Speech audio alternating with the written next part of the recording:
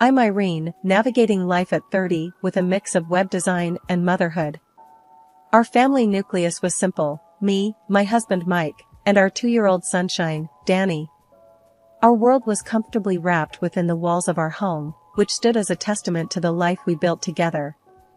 Mike worked for my dad's company, a job he was proud of, and I carved pixels into designs from my home studio.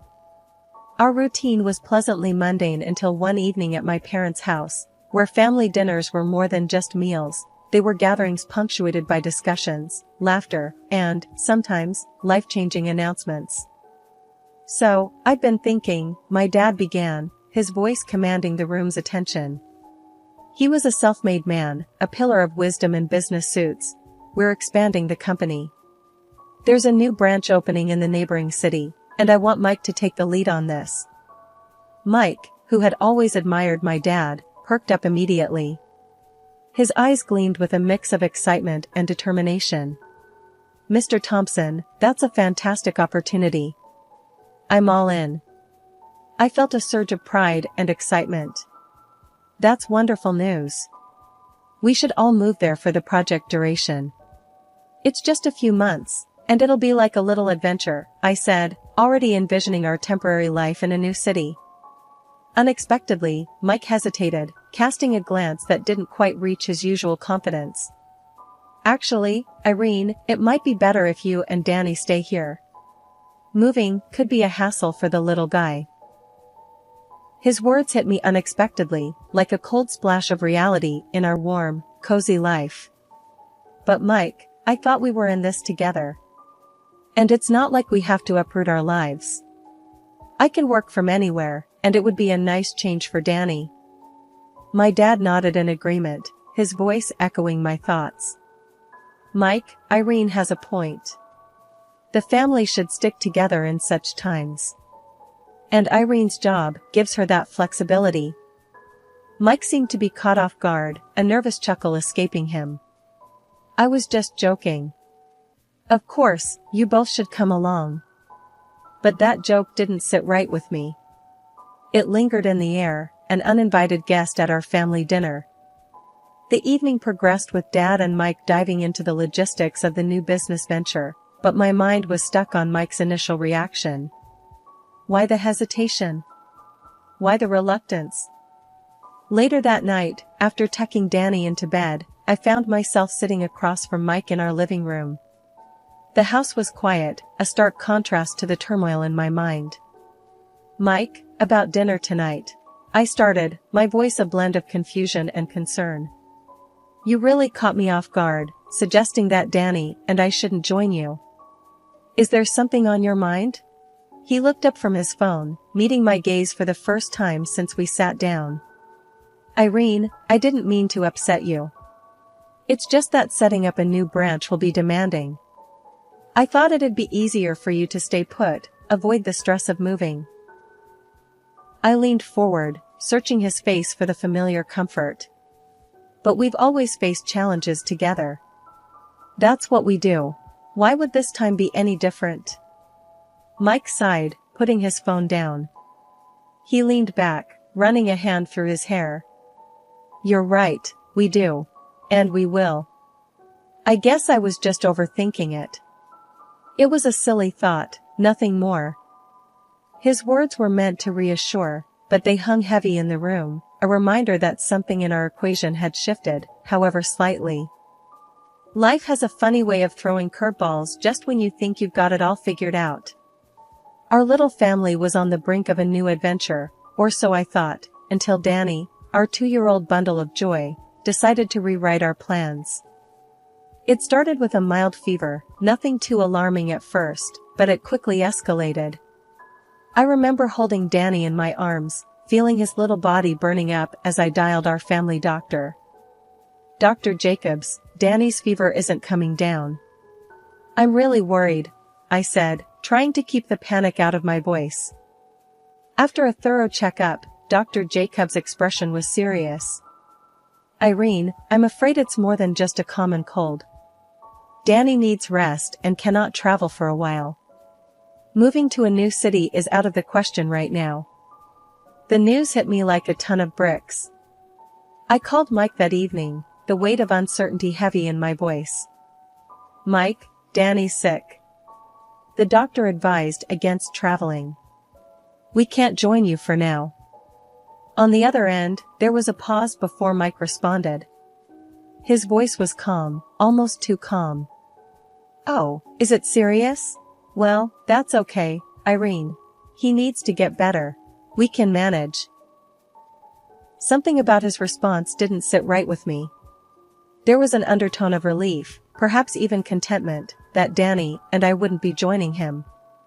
It gnawed at me, that unsettling feeling of doubt. The weeks that followed were tough.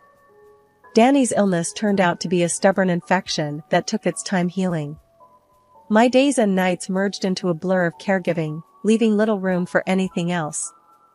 Mike's calls became infrequent, and when he did call, his words felt rehearsed, lacking the warmth I was used to. Everything's okay here, Irene. Just busy with work. How's Danny? I'd update him, hoping for more engagement, but the conversations were brief and perfunctory. He's getting better, slowly. We miss you, Mike. Yeah, I miss you guys too, he'd reply, but it sounded hollow, as if he was saying it out of obligation rather than feeling. The distance was growing, not just in miles, but in our connection. It felt like Mike was slipping away, retreating into a world I wasn't part of. One evening, after a particularly short and unsatisfying call with Mike, I sat in the living room long after Danny had fallen asleep. The silence of the house echoed my thoughts. Was this what our life was going to be now? Mike distant and preoccupied, and me, alone, holding down the fort? Days turned into weeks, and the distance between Mike and me felt more than just miles apart. It was as if he was slowly drifting away, becoming a stranger. His calls, once filled with laughter and warmth, were now just formal check-ins. One evening, as I was putting Danny to bed, my phone buzzed. It was Mike. Hey, how's Danny doing? He asked, his voice lacking its usual tenderness. He's better, still recovering, I replied, hoping to stir some emotion in him. Work's crazy here, he said, sounding distracted. I sat down in the living room, the silence engulfing me. Mike, we barely talk these days. Is everything okay with you? You seem different. There was a pause on the line. Different? No, I'm just really busy, Irene. You know how it is starting up a new branch. I tried to keep the conversation going, to bridge the growing gap. I understand you're busy, but it feels like you're not just physically away. It's like I don't know you anymore. He let out a sigh. Irene, you're overthinking it. It's just stress, that's all. Once things settle down here, it'll be better. But his reassurances did little to ease my growing concerns. His words felt empty, devoid of the connection we once shared. Weeks passed, and Mike's brief return home did little to quell my fears. He was physically present, but emotionally distant. He spent most of his time either working on his laptop or engrossed in his phone. One night, I decided to confront him. Mike, we need to talk. You've been distant ever since you took this new job. Is there something you're not telling me? He looked up from his phone, his expression a mix of annoyance and surprise. Irene, why do you keep saying that? I'm right here. But you're not really. You're always on your phone or laptop. It's like you're here, but your mind is somewhere else, I said, my voice tinged with frustration. Mike closed his laptop with a sigh. Look, Irene, I've got a lot on my plate right now. The new branch, the pressures from your dad, it's a lot to handle. I'm just trying to do my best. I nodded, trying to understand. I get that, Mike, but we're a team, remember? If there's something bothering you, you can talk to me. He shook his head, a half smile on his face. There's nothing to talk about, Irene. I'm just busy, that's all. You're making a big deal out of nothing. But it didn't feel like nothing. It felt like a chasm was forming between us, one that I couldn't bridge, no matter how hard I tried. The day started routinely enough, with the familiar hum of my computer and the soft breathing of Danny during his nap. I was deep in thought, maneuvering through the complexities of a web design project, when a knock at the door jolted me back to reality. Opening it, I found myself face to face with a stranger, his eyes weary yet determined. "Can I help you?" I asked, curiosity mingling with a hint of apprehension. "Yes, you're Irene, Mike's wife, right?" "I'm David." His voice was steady but carried an undercurrent of nervousness. I nodded, still unsure where this was going. "That's me." "What is this about?" David took a deep breath, as if bracing himself. "I believe your husband, Mike, is having an affair with my wife." His words hit me like a ton of bricks. "That's impossible," I stammered, disbelief clouding my thoughts. "Mike wouldn't do that. There's got to be some mistake." "I thought the same at first," David admitted, reaching into his pocket. "But then I found this." He handed me his phone, his hand shaking slightly. The photos displayed on the screen were heart-wrenching. There was Mike, undeniably him, in a series of intimate moments with a woman I didn't recognize. They were laughing, embracing, their closeness leaving no room for doubt. I felt my world spin as I handed back the phone. "Why are you showing me this?" My voice cracked, barely a whisper under the weight of my crumbling reality. David's gaze was sympathetic yet firm. "Because you deserve to know the truth. And I think we should do something about it." A mixture of emotions surged through me, anger, betrayal, and an overwhelming sense of loss. "What do you mean, do something about it?" He leaned against the door frame, his posture suggesting a man who had nothing left to lose. "I have a plan. A way to confront them, to bring this out into the open. I can't just let this go, and I don't think you should either." My mind raced. Part of me wanted to shut the door and pretend this never happened, but another, stronger part knew I couldn't live with the uncertainty. "What kind of plan?"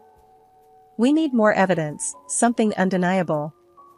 "I propose we catch them together, in the act," David explained, his voice laced with a mix of pain and resolve. The idea was daunting, yet it resonated with the part of me that craved closure. "How would we do that?" "I know where and when they meet. If you're willing, we can confront them, together," he proposed, his eyes searching mine for a decision. The thought of facing Mike in such a scenario was terrifying, yet the need for the truth, for some semblance of control in the chaos, was overpowering. "Okay, I'm in. I need to know the truth, no matter how painful it might be." As David left, I closed the door and leaned against it, feeling the weight of the decision I had just made. The path ahead was fraught with pain and uncertainty, but I knew there was no turning back. The truth was out there, and I had to face it, for my sake and for Danny's. The reality of what David and I were about to do hit me as we sat in the dimly lit apartment next door to Mike's. We were there to unveil the truth, using the thin walls to our advantage. The apartment, ironically provided by my father's company for Mike, was now the stage for uncovering his betrayal. David was setting up a small recording device, his hands steady but his eyes betraying a storm of emotions. "Can't believe it's come to this," he muttered, more to himself than to me. I nodded, feeling a knot of anxiety in my stomach. "Neither can I. But we need to know, right?" As we waited, the silence between us was heavy, filled with unspoken fears and questions. Then, the sound of a door opening next door broke the stillness. My heart skipped a beat, and I saw David tense up. "That's them," he said, his voice barely a whisper. We moved closer to the wall, straining to hear. The voices were muffled at first, but then clearer. It was Mike, his laughter unmistakable, mingling with a woman's voice, his mistress. I clenched my fists, fighting back a surge of emotions. The intimacy in their voices was like a knife twisting in my heart. "Are you getting this?" David asked, his voice tight with anger. I nodded, holding the recorder close to the wall. Yes, it's all being recorded.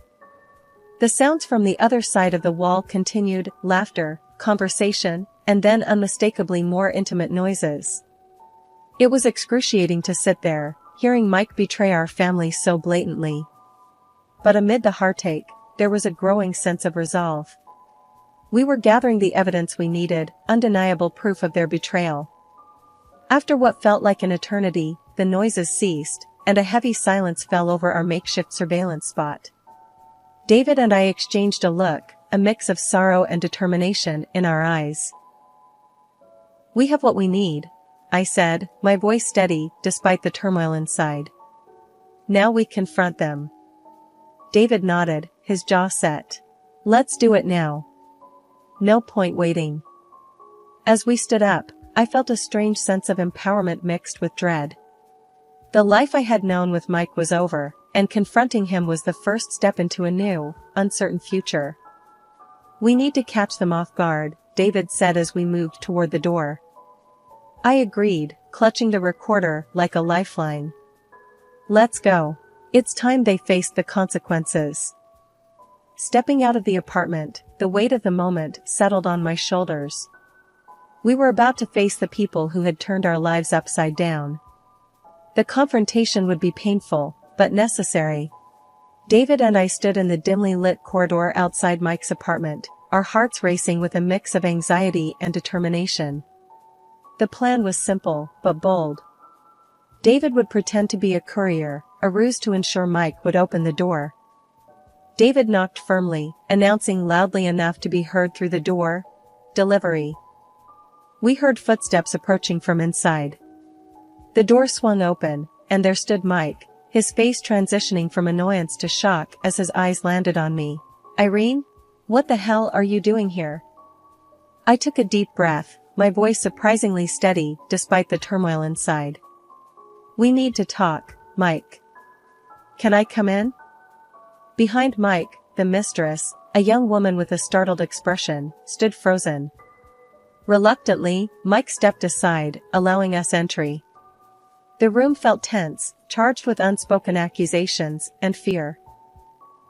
Without mincing words, David confronted Mike. "We know about the affair, Mike. You can drop the act." Mike's reaction was a mix of defensiveness and scorn. This is nothing. She seduced me. I was just caught up." His mistress, now visibly shaken, retorted, "What? No, you were as much in this as I was." Ignoring her, Mike turned to me, trying to downplay the situation. "Irene, listen, this isn't what it looks like." I couldn't hold back any longer. "Not what it looks like?" "I heard everything, Mike. We have recordings." Mike glanced at the recording device in David's hand, his face turning pale. "Recordings? Irene, you've got to understand." "There's nothing to understand," I cut him off, my voice rising in anger. "You betrayed our family, Mike. You betrayed me and Danny." He started to say something but stopped, realizing the gravity of his situation. "Irene, please," Mike's voice trailed off as he fell to his knees, a pathetic figure of desperation. "Forgive me, I made a mistake. Please, don't tell your father about this." I looked down at him, feeling a mix of pity and revulsion.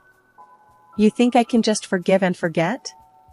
I'm going to demand compensation for this betrayal. And yes, I will tell my father. He deserves to know the kind of man you really are." Mike's face crumpled in despair, but there was no going back. The trust we had was shattered, beyond repair. David, who had been quietly observing, finally spoke up. "You're going to pay for this, Mike. Both of you." The mistress, now crying, looked completely overwhelmed. "I didn't mean for it to go this far." As we left the apartment, leaving Mike and his mistress to their own messy reality, I felt a strange sense of closure. It was painful and heart-wrenching, but necessary. The confrontation was over, and with it, a chapter of my life had ended. Stepping out into the brisk evening air, The weight of what had just transpired in Mike's apartment hung heavily over me. David and I walked in silence to a nearby park bench. The noise of the city around us felt distant, muffled by the shock and turmoil churning inside. David was the first to break the silence. "I'm sorry you had to find out this way, Irene. But at least now you know the truth." I nodded, feeling numb. "Yes, the truth." I paused, gathering my thoughts. "What are you going to do now?" He looked down, his hands clenched tightly. "I need to think. There's a lot to process. But one thing is clear, I can't stay with her after this." "I understand," I said softly. The reality of my own situation was beginning to sink in. I need to start planning for a life without Mike. For Danny's sake. David looked at me, empathy in his eyes. "If you need anything, any help, just let me know." I managed a weak smile. "Thank you, David. I appreciate it." We sat there for a while longer, lost in our own thoughts, before parting ways. As I walked back to my parents' house, where Danny was staying, the magnitude of the situation hit me. My marriage was over, and the life I had known was shattered. When I arrived, my parents immediately sensed something was wrong. "Irene, what happened? You look upset," my mom asked, concern etched on her face. I sighed, not sure where to begin. "Mom, Dad, I found out Mike has been having an affair." The room went silent. My dad's expression hardened. "Are you sure?" I nodded, feeling a lump in my throat. "Yes, I'm sure. I heard them, and I have recordings." My mom reached out, taking my hand. "Oh, Irene, I'm so sorry. What are you going to do?" "I'm going to file for divorce," I said, the words tasting bitter in my mouth. "I can't be with him after this. It's over." My dad, always the protector, spoke up. "He won't get away with this. I'll make sure of that. And you and Danny will always have a home here." I felt tears welling up in my eyes, grateful for their support. "Thank you. I don't know what I'd do without you both." The final chapter of my marriage to Mike was written in a lawyer's office, amidst a sea of paperwork and legal jargon. The divorce process was grueling, but necessary. I fought hard, with my lawyer by my side, to ensure that Danny and I would have the financial security we needed. The court granted me alimony and compensation for Mike's betrayal, a small solace in the wake of our shattered life. Meanwhile, David, the man who had been thrust into my life by our shared misfortune, also finalized his divorce. His wife, once living a life of luxury, now faced a starkly different reality. She had to trade her affluent lifestyle for a job as a saleswoman in a retail store, a harsh consequence of her actions. As for Mike, the repercussions of his infidelity were far-reaching. My father, once a mentor and supporter, was ruthless in his response. He not only fired Mike from the company, but also made it clear that he would use his influence to prevent Mike from securing a position in any reputable firm. The man who once had a promising career now juggled two menial jobs, struggling to make ends meet. Life after the divorce was a journey of healing and rediscovery for me. I focused on raising Danny, ensuring that the upheaval in our lives didn't dim his bright, innocent spirit.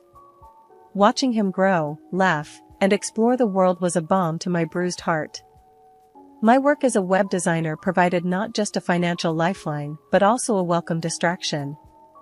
I threw myself into my projects, finding joy and fulfillment in creating and designing. It was a reminder that despite the chaos, I still had control over some aspects of my life.